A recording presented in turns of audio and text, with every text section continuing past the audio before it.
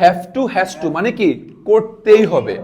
এখন have to has to হচ্ছে present, এটা কি প্রেজেন্ট, করতে হবে, যেতে হবে, খেতে হবে, শুনতে হবে, লিখতে হবে, পড়তে হবে, what ever it is. Have to has tour past হচ্ছে হ্যাড টু, কি হবে হ্যাড টু, ঠিক আছে।